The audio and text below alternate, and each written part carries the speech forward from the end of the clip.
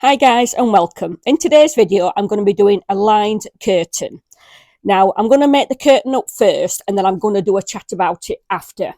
But stay till the end because you're here for a reason, and that's to learn how to do lined curtains. But the most important thing when you're coming to make your curtains is getting your measurements right, and that is pattern matching, allowing for shrinkage and your seam allowance. All these are things I'm going to be talking about after I've made the curtain. So let's crack on with the curtains. So I've got my main curtain piece laid out here, guys, and I've already pressed the bottom hem and turned the inch over, because when you come into your measurement for cutting your curtain, me personally, I work on a 3-inch hem with a 1-inch turnover.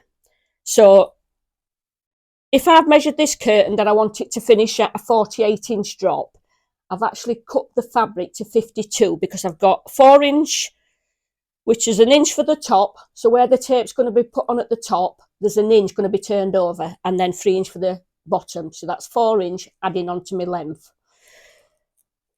So that's been pressed over 3-inch on the hem. So what I'm going to do is I'm just going to start by turning that over and tucking that inch in, and then just pinning that across.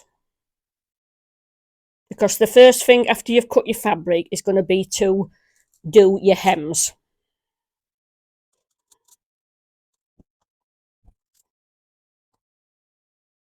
Right, so I'm going to take this to the Duke and I'm just going to stitch straight down that on the lining. It's a nice 2-inch hem.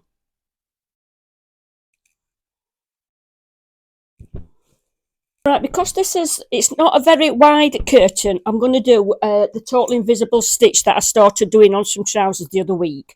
So I've already got a single thread and it's strong, and I've got my knot in it. So first thing I do is I'm going to come up inside that turnover so the knot's inside. And then I'm just going to start stitching this by hand because this is going to give me the professional look on the right side of the curtain. So I'm going to go, you go underneath. So where this comes to the top there, you're going to go underneath so you don't see the stitch and pick a couple of threads up. You're not wanting much because you're not wanting it to go through to the right side. You're going to come up opposite where you've just done that. And then you're going to go inside that turnover. Pull that through. So once again, the stitching is inside so you don't see it. And then I'm going to go below again, opposite and below, tiny thread.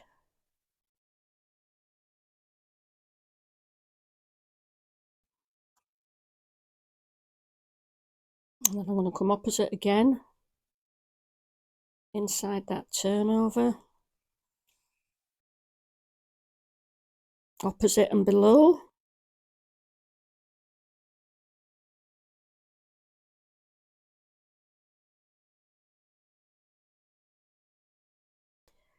So I'm going below again, picking a thread up, and then I'm going to go all the way across, doing exactly that.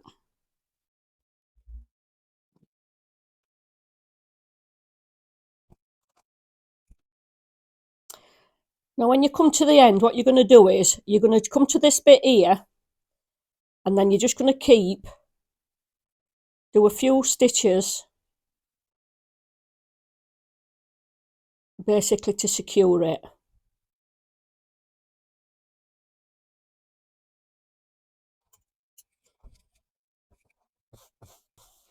So there you've got your blind hem stitch.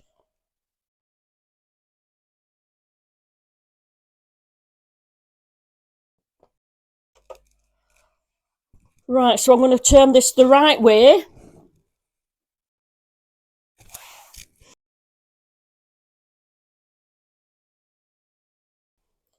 So it's right side to right side.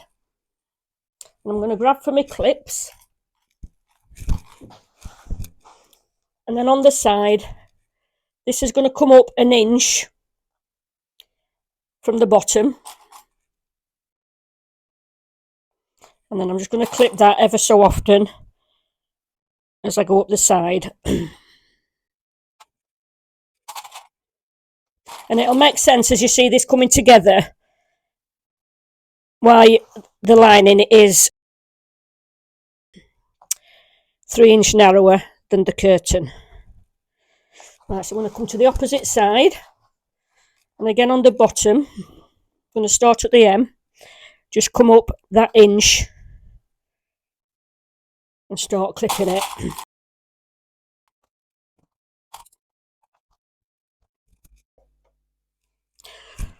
Right, so I'm just going to overlap down the side where I've just clipped.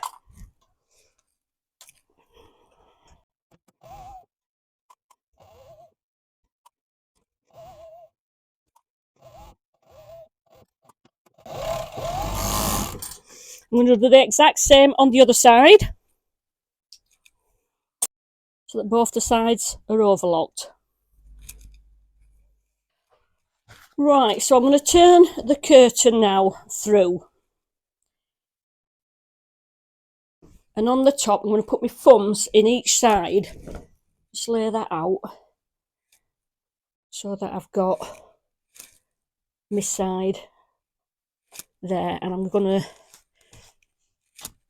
pin that so it's flat, coming down about 4 or 5 inch.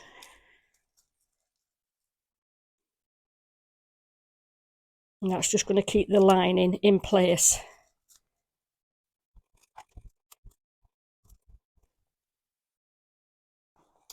Right, so let me just get that, lay that way.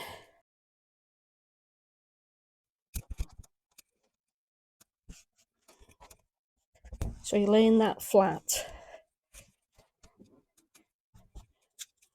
And then at this bottom end, you're making sure that that side end there is the same width coming down. And then at this bottom corner, you're going to just tuck that under. In fact, let me just cut a bit of that overlocking off so there's not as much cotton.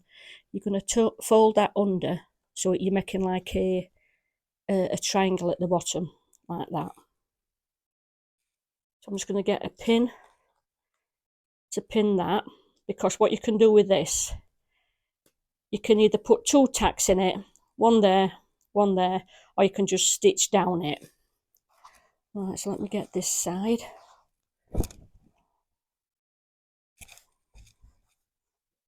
Again, just making sure that that is all flat.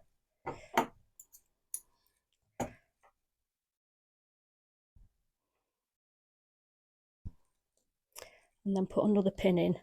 And you need to get this right, because if this is just going up is like you've got this amount there, then it goes wider or it goes thinner, your curtain is going to twist. So that's why you need to make sure that it's the same amount of fabric going down the whole of the seam. Right, so on the top, I'm actually going to put some 2" header tape on this. So I've got my piece here. So I'm going to tuck that in about 2" and I'm turning over just the 1" that I've allowed. And then I'm going to pull that back. And then I'm going to clip that. So turning it over 1" as I'm going along. Just make sure that that lining. Let me just get that out, cause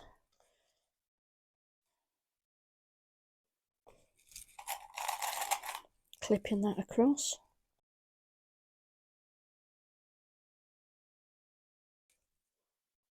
And keeping the lining and the fabric together as I'm turning it over.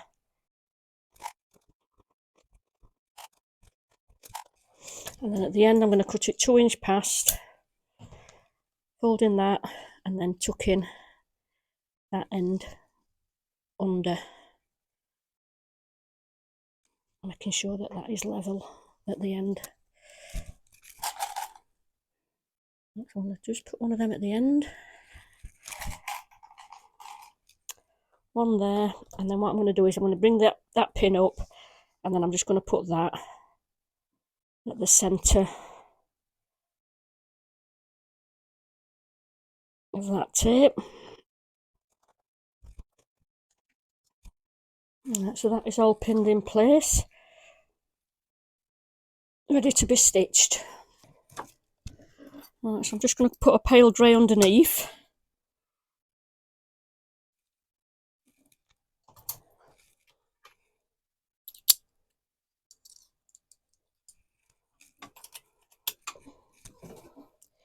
I've got white on top because obviously the tape is going to be on top, so I need a white thread on them. White thread on that, should I say.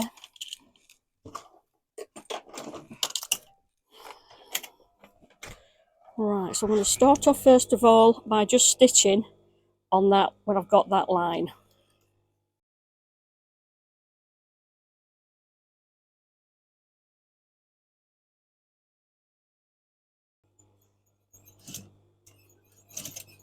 Doing a good back tack.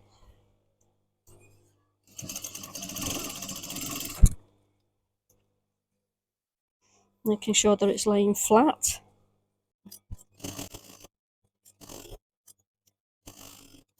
Making sure that this is coming straight at the end. The back tack again. Just stitch that. Back to the front.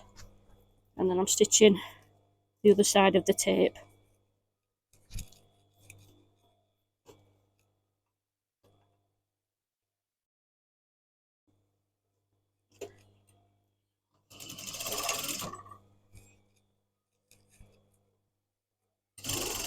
And I'm just stitching just above this black, stitching here again. So what I'm doing here is I'm actually just holding it at the back, so I'm holding it flat. I'm not pulling it, I'm just making sure that it's laying flat as it goes through. Put my hand underneath so that that's all flat.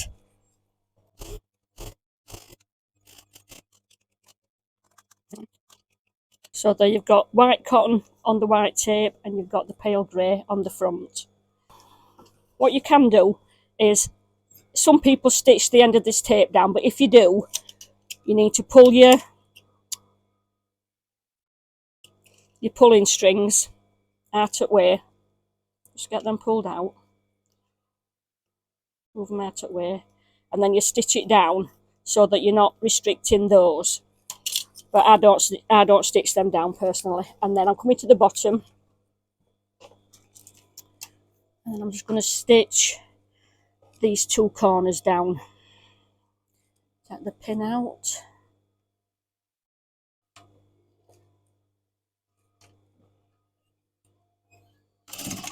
Back tack again.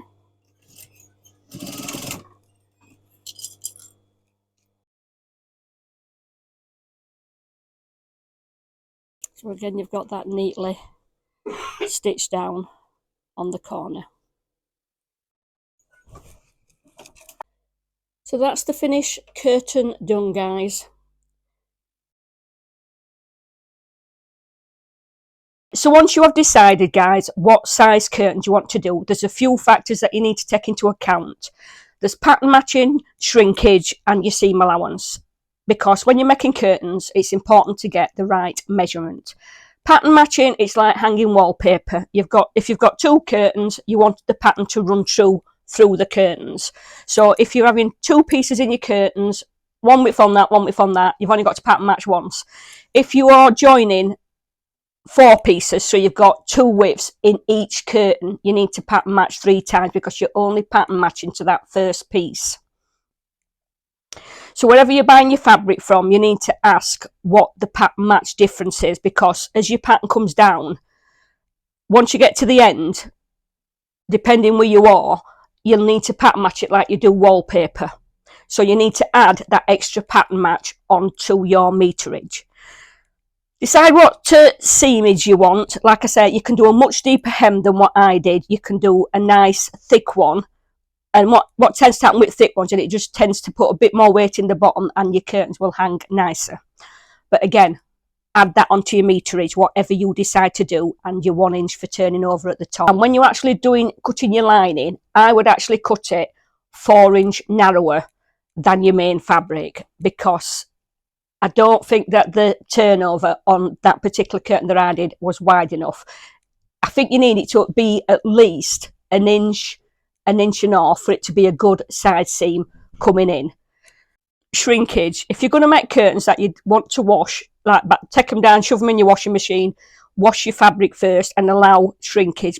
But to make your curtains up and not wash your fabric and then wash your curtains when you do your first wash, and for them to shrink up to about 3 inch, because I have known curtains shrink 3 inch, it would be a shame, wouldn't it? So wash your fabric first, press it, and then cut out for your curtains. Now, the only difference is if you are going to do a double width curtain is the slight difference in the method, and that is that when you have cut your 4 pieces, your first curtain, you're going to put a join down the centre on your main curtain and your lining, and that's the only difference. But all you do is put right sides together, sew it down the centre, and then the method is exactly the same as what I've showed you for making line curtains. So that's it really, guys. Take into account pattern match, shrinkage, and your seam allowance. Just one thing to take into account with velvet curtains is make sure that the nap's going the right way, because with velvet you do get shading. So if you're going for double width, so you're joining 2 widths and you've not got it the right way around, you're going to get shading. So I hope you've enjoyed this video, guys, and it's been useful for you.